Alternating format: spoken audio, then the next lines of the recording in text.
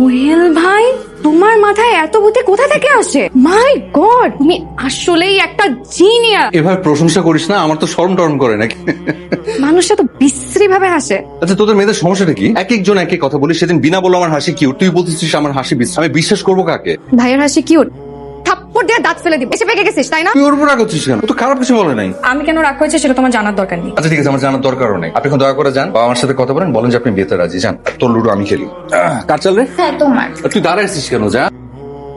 তোমার ভাগ্নের বাহাদুরি দেখবো কত ক্ষমতা আছে। বাবা শোনো, আমি তোমার কথা মতন বিয়ে করব, তবে ছেলে কেমন হবে সেটা আমি পছন্দ করব। যেমন ছেলে আমি চাইবো তেমন ছেলের সাথে আমাকে বিয়ে দিতে হবে। কোনো সমস্যা নেই মা, তুই শুধু বল তোর কেমন ছেলে পছন্দ। সেটা আমি মাকে পরে জানাবো। কি বলেছিলাম না আমার বোনের ছেলেটা জিনিয়াস। যে মেয়ে কাল রাতে বিয়ে করবে না বলে এত যুদ্ধ করছে, জাস্ট 5টা মিনিট কথা বলার পর রাজি। শুধু শুধু কুটনারি করো না। আচ্ছা, আমার বাবাকে থেকে বড় বলে ছোট। আসছি, তুমি যে তোমার মজুরি নিয়ে নাও। ভেরি গুড, সাবাস, কাজ হয়ে গেছে। আচ্ছা শোন, তোর একটা কথা জিজ্ঞেস করি, এখন সত্যি সত্যি বলবি। তুই কি প্রেম টেম করিস? তোর পছন্দের কোনো ছেলে আছে? যদি থাকে আমরা সোজা সুজি বল, তাহলে খালা কাউকে বলে ব্যবস্থা করে দিব। এর জন্য তোমাকে কত দিতে হবে? বেশি না, ফ্যামিলি থেকে একটু বিশেষ ছাড় আর কি। আমি 50% ডিসকাউন্ট। আচ্ছা, তুমি যদি আমার পছন্দের মানুষের সাথে আমাকে বিয়ে করে দেওয়ার ব্যবস্থা করতে পারো, তাহলে আমি তোমাকে শুধু 5,000 টাকা, প্রতি মাসে 5,000 টাকা দেবো। আচ্ছা, তার মানে পছন্দ আছে, পেট থেকে আমার কথা বেরোচ্ছে। তো ছেলেটা কে? পরে বলবো। আমার লজ্জা পায়। আচ্ছা ঠিক আছে, পরে বলিস। আর শোন, খালুকে বলিস ওই আমার ফিসটা আমাকে একটু ময়লা পাঠিয়ে দিতে। চল যাই। আপু শোন, হুম, তোকে একটা কথা জিজ্ঞেস করি। কর। তুই সোহেল ভাইকে অনেক ভালোবাসিস তাই না? পাকনামো কম করিস। আর শোন, সোহেল ভাইয়ের হাসি সুন্দর না পচা, এটা নিয়ে তোর এত মাথা ব্যথা কেন?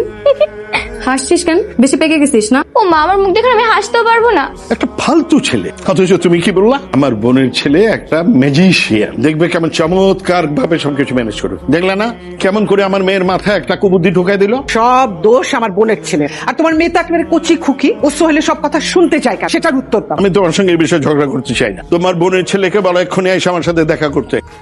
আসসালামু বসো। খালু, খালা বলছিল যে আপনি কি আসতে বলেছেন টাকাটা নেওয়ার জন্য। টাকার কথা পরে হবে, আগে বলো রিনার মাথায় তুমি কুবুদ্ধি কেন ঢুকেছো? কোথায় কুবুদ্ধি দিলাম খালু? আমি তো উল্টো আরো রিনাকে রাজি করালাম বিয়ে করার জন্য।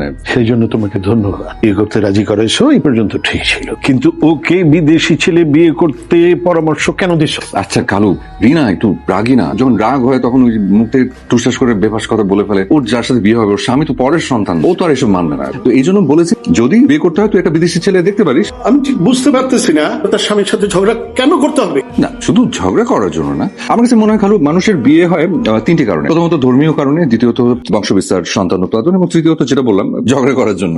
একটা আস্ত বেয়াদব তুমি। কেন? তুমি এগুলি কি বলো? হ্যাঁ, বংশ